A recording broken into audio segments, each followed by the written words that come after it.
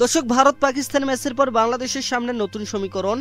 আর কোনো ম্যাচ না জিতেও যেভাবে যেতে পারে বাংলাদেশ ফাইনালে, এ নিয়ে থাকছে আজকের ভিডিও। বিস্তারিত জানতে ভিডিওটি সম্পূর্ণ দেখার অনুরোধ রইল। দর্শক, এশিয়া কাপের সুপার ফোরের লড়াই জমে উঠেছে। ভারত পাকিস্তান ম্যাচকে একসময় বলা হতো মহরণ। মাঠে তুমুল প্রতিদ্বন্দ্বিতা থাকতো, কেউ কাউকে এক বিন্দু ছাড় দিত না। তবে সেই সবে এখন অতীত। চলতি এশিয়া কাপে এ নিয়ে পরপর দুইবার অনাহাসে পাকিস্তানকে উড়িয়ে দিল ভারতীয় দল। এখন ভারত পাকিস্তান ম্যাচ ঘিরে যত উত্তেজনা সব মাঠের বাইরে, কিন্তু মাঠের খেলায় ভারতের সঙ্গে একেবারে পেরে উঠছে না পাকিস্তান। এশিয়া কাপের সুপার ফোরে আরও একটি একপেশে ম্যাচের সাক্ষী হলো ক্রিকেট বিশ্ব। গ্রুপ পর্বের পর সুপার ফোরের ম্যাচে দুই চির প্রতিদ্বন্দ্বীর লড়াইয়ে ভারতের কাছে পাত্তা পেল না পাকিস্তান। প্রথম ম্যাচে পরাজয়ের পর পাকিস্তানি ক্রিকেটারদের সামনে রয়েছে আরও দুটি ম্যাচ, যার একটিতে প্রতিপক্ষ বাংলাদেশ। রোববার 21 সেপ্টেম্বর দুবাই আন্তর্জাতিক ক্রিকেট স্টেডিয়ামে অনুষ্ঠিত ম্যাচে টসে হেরে আগে ব্যাট করে নির্ধারিত 20 ওভারে 5 উইকেটে 171 রান করেছিল পাকিস্তান।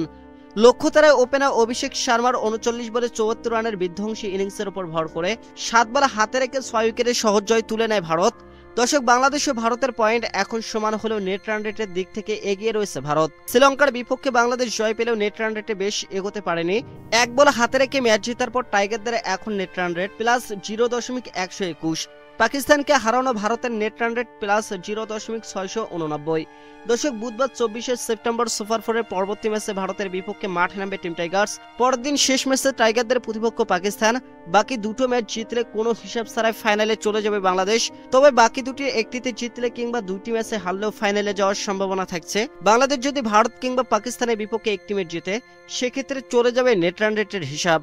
আর সেটিতে সমীকরণ মেলাতে পারলেই ফাইনালের টিকিট পেয়ে যাবে লিটন কুমার দাসের দল। অবশ্য শেষ দুই ম্যাচ হেরে গেলেও যদি কিন্তু ওপর চলে যেতে পারে মহাদেশীয় আসরের ফাইনালে, সেক্ষেত্রে ভারতকে পরের দুই ম্যাচের প্রথমটিতে বাংলাদেশের বিপক্ষে কম ব্যবধানে ও শ্রীলঙ্কার বিপক্ষে বেশি ব্যবধানে জিততে হবে। অন্যদিকে পাকিস্তানকে শ্রীলঙ্কার কাছে হারতে হবে অল্প ব্যবধানে, আর বাংলাদেশের বিপক্ষে পাকিস্তানকে জিততে হবে অল্প ব্যবধানে। সেটা হতে পারে শেষ বলে বা 1 রানের ব্যবধানে। সেক্ষেত্রে ভারতের থাকবে 6 পয়েন্ট, আর বাকি 3 দলে পয়েন্ট হবে সমান 2। সেক্ষেত্রে শ্রেয়তর নেট রান রেটে থাকা দল হিসাবে ফাইনালে, ফলে সুযোগ থাকবে বাংলাদেশেরও। দর্শক, দুবাইয়ে 28 সেপ্টেম্বর ফাইনালে বাংলাদেশ দল যেতে পারবে কিনা সেটাই এখন দেখার বিষয়। আপাতত চোখ সুপার ফোরের দুই ম্যাচে।